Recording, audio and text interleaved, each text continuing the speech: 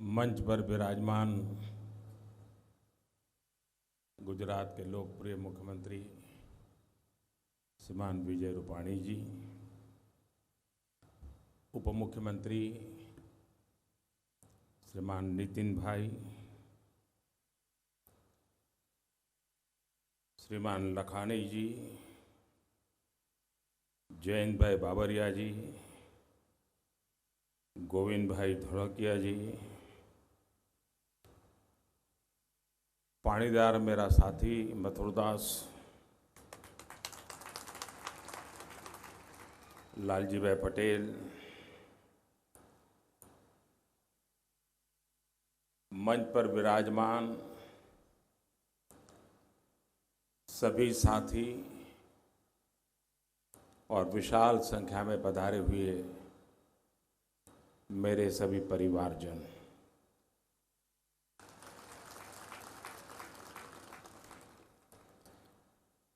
मैं दुविधा में था कि गुजराती में बोलूं कि हिंदी में बोलूं।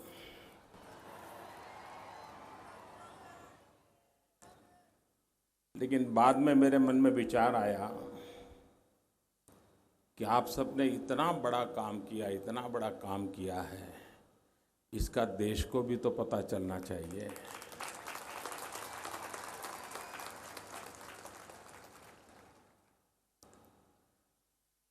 यहाँ पर सभी दाताश्रियों की बधाई की वर्षा हो रही है। 500 करोड़ बड़ी वाहवाही चल रही है, लेकिन मैं वाहवाही नहीं करूंगा। इन्होंने कुछ नहीं किया है।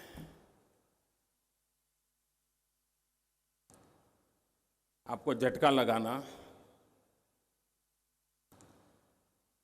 ये अगर 500 करोड़ 5000 करोड़ देते हैं, कुछ नहीं है, मैं बताता हूं। इसलिए ये वो लोग हैं जो गुजरात के गांव में खेत में मिट्टी खा करके बड़े हुए हैं। ये वो लोग हैं जो कभी अपने साथियों के साथ आंवली पिपली के खेल खेलते थे। पेड़ पर चढ़ना उतरना यही जिनका जिम था। साइकिल के टायर को दौड़ाते हुए मजा लेना यही जिनकी आप बचपन था।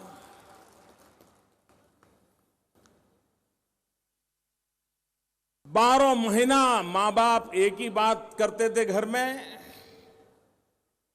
इस बार बारिश अच्छी हो जाए तो अच्छा होगा। बेटा पढ़ाई करेगा नहीं करेगा ये चर्चा नहीं होती थी। चर्चा यही घर में होती थी, भगवान करे इस बार बारिश अच्छी हो जाए। दूसरी प्रार्थना करते थे, हमारे पास जो 1 या 2 पशु हैं वो कभी भूखा न रहे। ऐसे परिवार के ये संतान हैं। ये वो संतान हैं जिन्होंने अपनी आंखों से ये सब देखा है, जिन्होंने बचपन में इस जिंदगी को जिया है। बारिश कम भी हुई हो,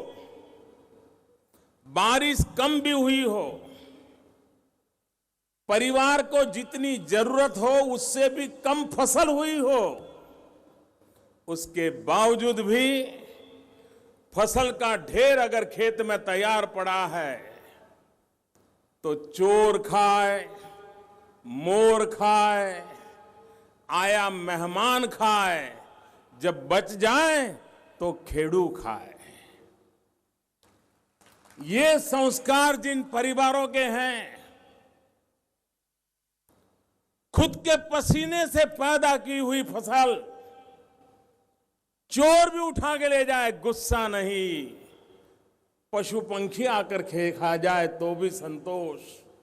कोई अतिथि आ जाए, झोली है भर दें, और फिर कुछ बचा खुचा है तो बच्चों के लिए घर ले जाए और 1 साल गुजारा कर दें। ये मेरे गुजरात के खेड़ू परिवार के संस्कार हैं। ये उनके बच्चे हैं, ये उनके बच्चे हैं जिन्होंने मां बाप ने पेट काट करके भी किसी का पेट भरने में कभी कमी महसूस नहीं करने दी। उनके लिए 500 करोड़ कुछ नहीं होता। ये देने के संस्कार लेकर के आए हैं।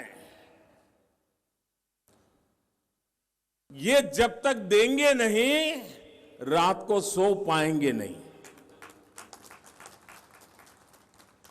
और मैं इन परिवारों के बीच में पला बड़ा हूं जी। मैं और जगह पे जाता हूं तो मुझे कभी कभी फील होता है कि लोगों ने मेरे से नाता तोड़ दिया है। हर किसी की नजर में मैं प्रधानमंत्री बन गया हूं, लेकिन एक अगर कोई अपवाद है तो मेरा सूरत है।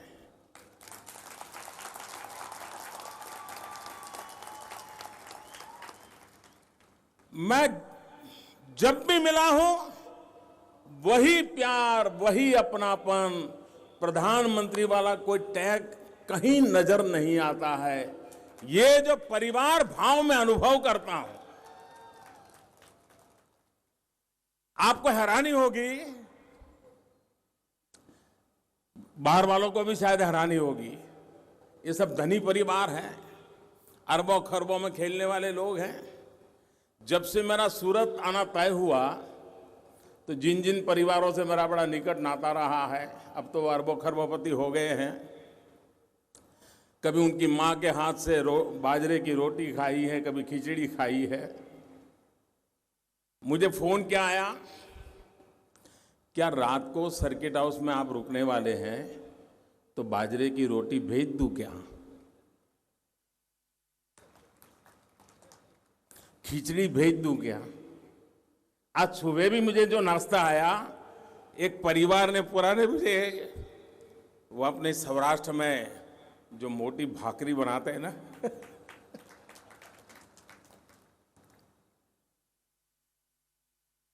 तो उनको याद था, सुबह सुबह भेज दी। उनको पता है प्रधानमंत्री को क्या खाना क्या नहीं खाना कोई मुश्किल काम नहीं है, लेकिन ये परिवार भाव है जिसकी हर परिवार की मां ने, जिन्होंने कभी न कभी मेरी चिंता की है, वो उसी प्यार से मेरी चिंता में लगे हुए हैं। मैं समझता हूं जीवन का इससे बड़ा कोई सौभाग्य नहीं होता है।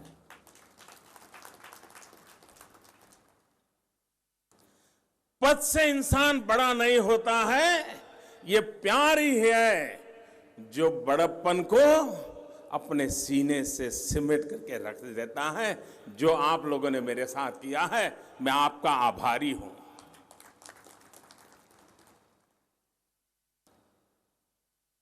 आज एक अस्पताल का लोकार्पण हो रहा है, आधुनिक अस्पताल है। जब मैं यहां था तो कहता था कि जिसका शिलान्यास मैं करूंगा उसका उद्घाटन भी मैं करूंगा। तो लोगों को लगता था ये बड़ा अहंकारी है। ये अहंकार नहीं था, ये मेरे मन में एक कमिटमेंट है कि ये शिलान्यास करके पत्थर गाड़ करके तख्तियां लगाने की फैशन समाप्त होनी चाहिए। जो चीज शुरू करे वो चीज परिपूर्ण होनी चाहिए। अगर परिपूर्ण नहीं होने वाली है तो शुरू नहीं करना चाहिए। यहां आप सबको जितनी खुशी होती है, मुझे उससे भी ज्यादा होती है, क्योंकि विजयादशमी का वो दिन था। भारतीय जनता पार्टी ने मुझे प्रधानमंत्री के नाते घोषित कर दिया था उम्मीदवार के रूप में। मैं देश भर में दौड़ रहा था उस समय। लेकिन उसके बावजूद भी विजयादशमी और मेरे नवरात्रि के उपवास पूर्ण हुए थे। मैंने तय किया कि नहीं, मैं सूरत तो जाऊंगा ही, कितनी ही कठिनाई क्यों ना, और मैं आया था। और उस दिन ये लालजी बादशाह वो मेरे बगल में तस्वीर निकालना चाहते थे, तो भूमि पूजन के लिए वो फावड़ा चलाना था। तो मैंने बादशाह को कहा 50 करोड़ दोगे तो मैं करते रहूंगा, नहीं तो नहीं करने दूंगा।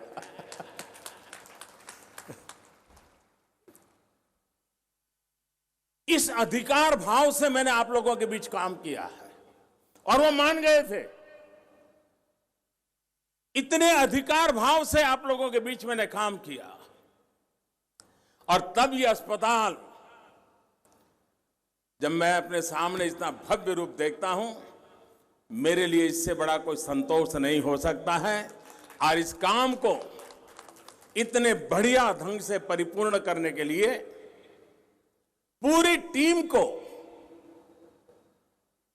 मैं हृदय से बहुत बहुत अभिनंदन करता हूं। मैं देख रहा था कि दाता श्री के धन से ये अस्पताल नहीं बना है। ये अस्पताल परिवार भाव से बहाया गया परिश्रम से बना हुआ है। पैसों से ज्यादा मूल्यवान परिश्रम होता है, पसीना होता है। और यहां सब लोग हैं, वहां जो बैठे हुए सब लोग हैं, उन्होंने सिर्फ पैसे बहाए नहीं है, अपना पसीना बहाया है, पैसों पर पसीने का अभिषेक किया है। और इसलिए इस अस्पताल में जो भी आएगा, सामान्य रूप से मैं डायमंड की फैक्ट्री का उद्घाटन करता तो मैं कह देता कि आपकी फैक्ट्री फले फूले, आपका कारोबार बढ़े। आप टेक्सटाइल का इंडस्ट्री करते तो मैं शुभकामना देता, लेकिन आज मैं श्राप देता हूं, शुभकामना नहीं देता हूं। मैं चाहूंगा कि किसी को भी अस्पताल में आने की जरूरत न पड़े।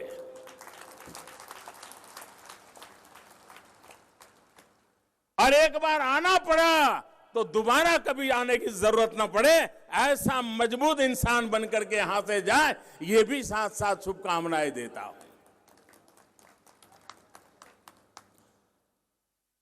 हमारे देश में डॉक्टरों की कमी, अस्पतालों की कमी, महंगी दवाइयां, आज किसी मध्यम वर्ग के परिवार में अगर एक व्यक्ति बीमार हो जाए तो उस परिवार का पूरा अर्थकारण समाप्त हो जाता है। मकान लेना है, नहीं ले पाता, बेटी की शादी करवानी है, नहीं करवा पाता, एक इंसान बीमार हो जाए। और ऐसे समय सरकार की जिम्मेवारी होती है कि हर किसी को आरोग्य सेवा उपलब्ध हो, हर किसी को एक सीमित खर्च से आरोग्य सेवा का लाभ मिलना चाहिए, त्वरित मिलना चाहिए। भारत सरकार ने अभी हेल्थ पॉलिसी घोषित की है। अटल जी की सरकार के बाद 15 साल के बाद इस सरकार ने हेल्थ पॉलिसी लाई है। बीच में बहुत काम रह गए जो मुझे करने पड़ रहे हैं।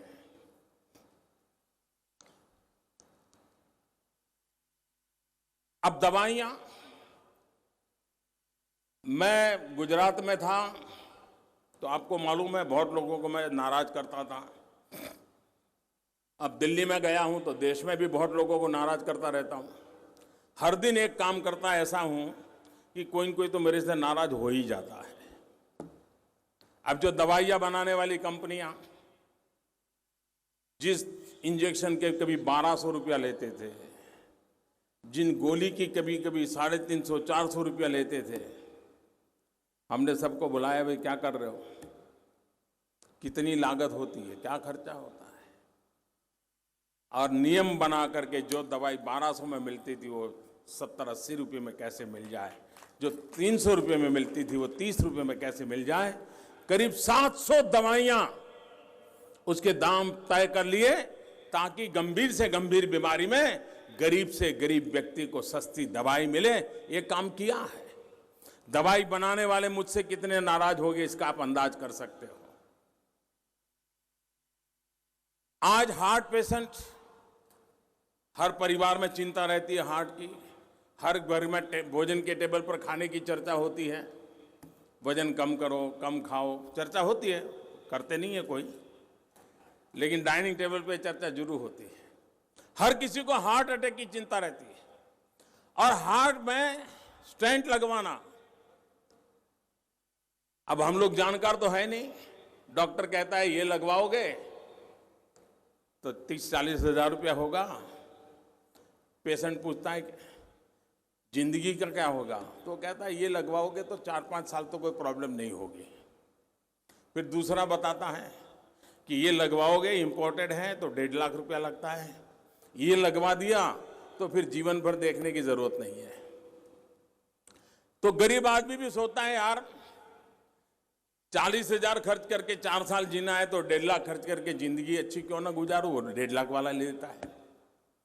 मैंने स्टैंड वालों को बुलाया, मैंने कहा बताओ भाई कितना खर्चा होता है, तुम इतने रुपये मारते हो। साल भर उनसे चर्चा चलती रही। आखिरकार 2 महीने पहले हमने निर्णय कर दिया जो 40 हजार रुपये में स्टैंड मिलता है वो उनको 6-7 हजार रुपये में बेचना पड़ेगा, देना पड़ेगा। जो 1.5 लाख में देते हैं वो 20-22 हजार रुपये में देना पड़ेगा ताकि गरीब से गरीब व्यक्ति को अफोर्डेबल हो।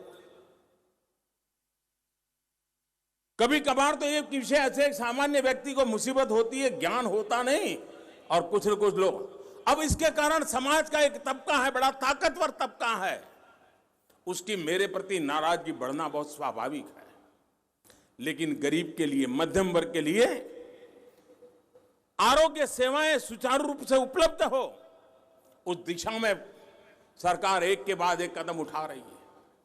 अभी जो विजय भाई बता रहे थे, हम हर अस्पताल में सस्ती दवाई के लिए प्रधानमंत्री भारतीय जन औषधि परियोजना ये प्रारंभ कर रहे हैं ताकि बहुत सस्ते में। अब अभी भी मैंने देखा है कि डॉक्टर लोग पर्चा लिखते हैं, पर्चा ऐसे लिखते हैं ताकि वो गरीब आदमी को बेचारे को समझ नहीं, तो उस दवाई की दुकान में माल खरीदने जाता है जहां महंगी मिलती है। हम कानूनन अब व्यवस्था करने वाले हैं, डॉक्टर पर्ची लिखेंगे तो उसमें लिखेंगे कि जेनरिक दवा खरीदने के लिए उसके लिए काफी है और दवा खरीदने की जरूरत नहीं है। तभी आदमी, गरीब व्यक्ति सस्ते में दवाई खरीद सकता है। जिस प्रकार से आरोग्य की सेवाओं में बीमार होने के बाद की चिंता है, उससे पहले प्रिवेंटिव हेल्थ केयर की भी उतनी ही चिंता जरूरी है। मेरा स्वच्छता अभियान वो सीधा सीधा आरोग्य से जुड़ा हुआ है। दुनिया में सारे सर्वे कहते हैं कि बच्चे अगर हाथ साबुन से धोए बिना खाना खाते हैं तो दुनिया में करोड़ों बच्चे इस एक कारण से मौत के शरण हो जाते हैं। क्या हम आदत नहीं डाल सकते? आरोग्य की दृष्टि से स्वच्छता, सूरत के लोगों को स्वच्छता के पाठ पढ़ाने की जरूरत नहीं है। सूरत में जब महामारी आई उसके बाद सूरत ने स्वच्छता को अपना बना लिया। सूरत का स्वभाव बन गया है स्वच्छता, देश के लिए प्रेरणा है। मैं कल ये रोड शो कर रहा था, मेरे साथ दिल्ली से जो अफसर आए थे वो रोड शो नहीं दे रहे थे, सफाई देख रहे थे। बोले इतनी सफाई होती है, उनके दिमाग में सफाई भर गई। मैंने कहा अब आप जहां जाओगे जरा बताना सबको। ये सूरत ने स्वभाव बना दिया है। स्वच्छता अगर भारत का स्वभाव बने तो हमारे अरबों खरबों रुपये बीमारी के पीछे खर्च हो रहे बंद हो जाएंगे। हमारे गरीब एक बार बीमार हो जाता है, एक ऑटो रिक्शा ड्राइवर बीमार हो जाए तो सिर्फ वो इंसान बीमार नहीं होता, उसके पूरे परिवार 3 दिन के लिए भूखा रह जाता है, घर में कोई कमाने वाला नहीं होता है। और इसलिए स्वच्छता, मैं योग को लेकर के पूरे विश्व में आंदोलन चला रहा हूं। 21 जून को सूरत भी शानदार योग का कार्यक्रम करके दिखाएं। वेलनेस के लिए योग शरीर स्वास्थ्य के लिए आज जीवन का हिस्सा बनता जा रहा है। हमने इंद्रधनुष योजना के तहत देश भर में उन माताओं को, बालकों को खोज रहे हैं जिनका टीकाकरण नहीं हुआ। टीकाकरण का अभियान चलाते हैं। 2 करोड़ से ज्यादा ऐसे माताएं बहनों को खोजा है जिन्होंने टीकाकरण गांव में हो रहा था लेकिन उन्होंने नहीं लगवाया। सरकार खोज खोज करके लोगों की सेवा करने के लिए बीड़ा उठाया है, लेकिन ये सारों में जन आंदोलन आवश्यक होता है, जन सहकार आवश्यक होता है। कभी कभी हम लोग सोचते हैं देश आजाद होने के बाद एक ऐसा माहौल बन गया सब कुछ सरकार करेगी, लेकिन हमारा देश, उसका चरित्र अलग है। हमारा देश सरकारों से न चला है न बना है। हमारा देश न राजाओं से चला है न राजाओं ने बनाया है। हमारा देश न नेताओं से चला है न नेताओं ने बनाया है। हमारा देश चला है जनशक्ति के भरोसे, जन सेवा भाव के भरोसे, जिसके जन जन में सेवा परमो धर्म, ये उनकी प्रकृति रही है। आप मुझे बताइए, गांवों गांव आपको धर्मशालाएं दिखती है। हर तीर्थ क्षेत्र के बाहर हजारों लोग रह सके इतनी धर्मशालाएं। दुनिया की कितनी बड़ी होटल से भी ज्यादा रूम होते हैं धर्मशालाओं के। 2-2 हजार कमरों के धर्मशालाएं होती है हमारे देश में। किसने बनाई? सरकारों ने नहीं बनाई, जनता जनार्दन ने बनाई है।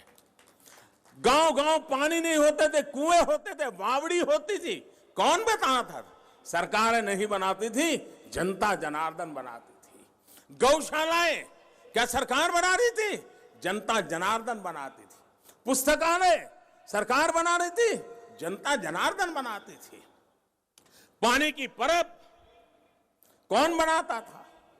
जनता जनार्दन बनाती थी। हमारे देश का यह मूल चरित्र रहा है। समाज जीवन के सारे कामों को करना समाज की सामूहिक शक्ति का स्वभाव रहा था, लेकिन आजादी के बाद धीरे धीरे धीरे धीरे उसमें कमी आने लगी। फिर से एक बार दोबारा वो माहौल बना है। हर किसी को लगता है कि मैं समाज के लिए कुछ करूंगा, मैं सामूहिक रूप से कुछ करूंगा, समाज की भलाई के लिए कुछ करूंगा। उस दिशा में आज काम हो रहा है। मैं यहां सूरत में बैठे हुए खास करके सौराष्ट्र के जितने लोग हैं, छोटे से छोटा रत्न कलाकार भी, उसके दिल में एक चीज मैंने हमेशा देखी है, अपने गांव में कुछ न कुछ अच्छा करने के लिए वो कुछ न कुछ देता रहता है। ये छोटी बात नहीं है जी।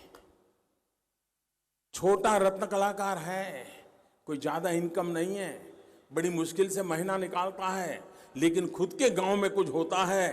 तो मैं सूरत रहता हूं, गांव वाले कहते हैं भाई जरा तुम स्कूल में इतना कर दो, गांव में इतना कर दो। वो रत्न कलाकार कष्ट झेल करके भी कर देता है। यहां बैठे हुए हर प्रमुख लोगों ने अपने गांव में उत्तम से उत्तम काम किए हैं। कुछ न कुछ ऐसा किया है, अपने मां बाप के नाम पे किया है, अपने परिवारजनों के नाम पर किया है, कुछ न कुछ किया है, गांव के विकास के अंदर योगदान दिया है। और आज भी गांव के साथ वैसे का वैसा नाता रखा है। दिवाली के दिन में अगर गुजरात सौराष्ट्र जाना है तो बस में टिकट नहीं मिलती है। ये जो लगाव है, ये समाज का उत्तम लक्षण है। और मैं इस चाहूंगा हमारी आने वाली पीढ़ियों में भी ये बना रहे। पुरानी पीढ़ी के लोग रहे तब तक चले ऐसा नहीं, आने वाली पीढ़ियों में भी बना रहे। ये पूरे गुजरात की अमानत बनेगी। मैं फिर एक बार आज इस अस्पताल के उद्घाटन समारोह के समय आप सबके बीच आने का अवसर मिला, मैं आपका आभारी हूं। और जैसा मथुरदास कह रहे थे, यहां से ब्यारा जा रहा हूं, वहां भी पानी का कार्यक्रम करने जा रहा हूं, बोटाद जा रहा हूं, वहां भी पानी का कार्यक्रम कर रहा हूं।